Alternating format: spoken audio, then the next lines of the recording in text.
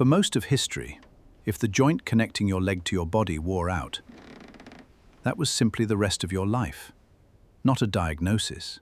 This is the story of the man who refused to accept that.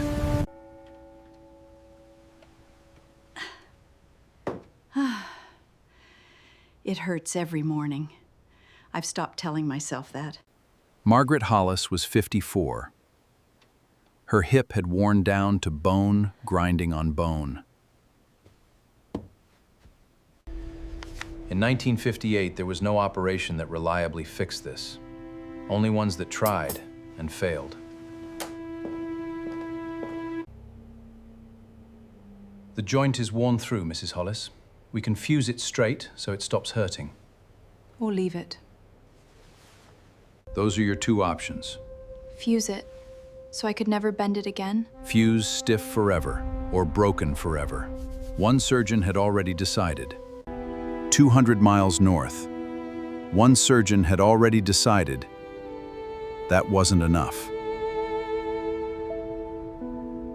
The problem was never the surgery. It's friction. Bone on bone hurts because nothing slides against itself without a bearing. So Pazan, build the bearing. Sir Charnley asked a question no colleague had asked. What materials, sliding together, produce the least friction inside a living body? Metal and plastic inside a living joint? John? Infection alone will kill half your patients. Every new idea here gets told it will kill the patient. I'm only asking you to look at the friction numbers. Charnley's first attempt was Teflon.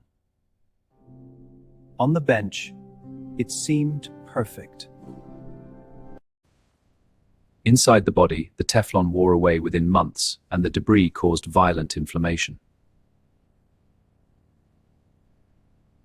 His first solution was, quietly, a failure.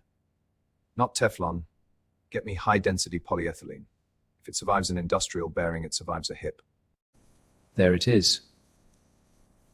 Metal ball, polyethylene socket, bones cement to anchor both. Low friction. Minimal Weddell plastic and cement fixed into the patient's own skeleton. He called it low-friction arthroplasty. 6 months of testing, and almost no wear on this one. 6 months of failures before it, Henry. This is what the failures were for. Booth did not yet believe it would work on a person.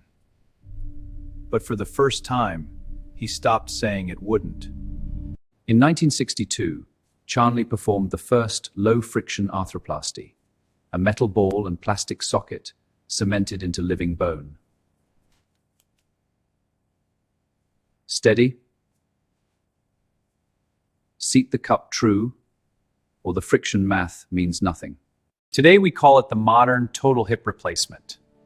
And in 1962, it was about to be tested on a real human hip for the first time. The first patients to receive Charnley's low-friction arthroplasty had spent years unable to walk without pain.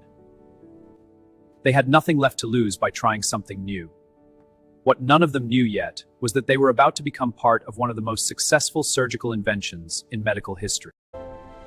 Patients who hadn't walked without severe pain in years were standing again within weeks, on a joint engineered by a surgeon who thought like a mechanic.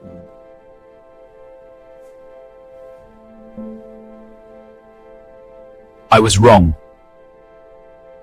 Completely wrong. You're saying I might kneel in my garden again? That's exactly what this is for. Margaret Hollis lived 12 more years after her operation. She gardened, she walked to the shop without her cane. By the 1970s, surgeons worldwide traveled to Wrightington to learn his technique directly. One stubborn refusal became one of surgery's most successful operations, directly. Today, total hip replacement is performed over 400,000 times a year in the US alone.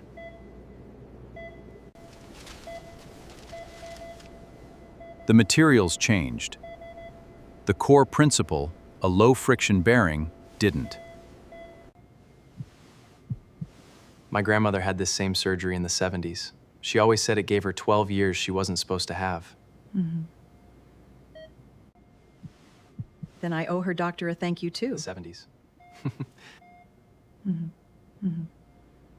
Every resident trained on this technique today is learning something first proven on a workbench in 1962, that a broken joint could be engineered back to life.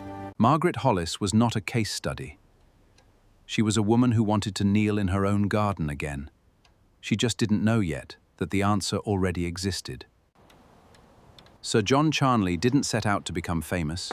He set out to solve a friction problem that happened to be inside a human body.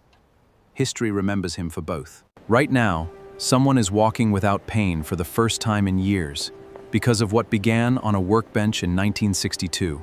That is what Charnley actually built. Sir John Charnley. Today, 1911 to 1982. This has been diagnosed by history. Today, his colleague Dr. Arwad and his student Dr. Shah Suril Atul Kumar, continuing his legacy.